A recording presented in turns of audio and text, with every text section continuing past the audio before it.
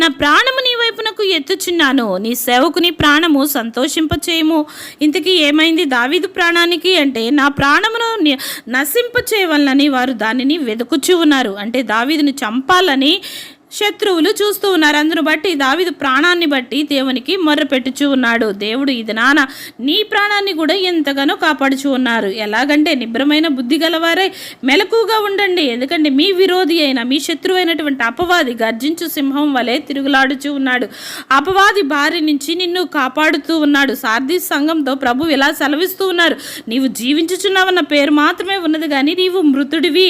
అపవాది ఎలాంటి స్థితిలోకి తీసుకువెళ్తాడంటే ఆత్మీయంగా చంపేస్తాడు.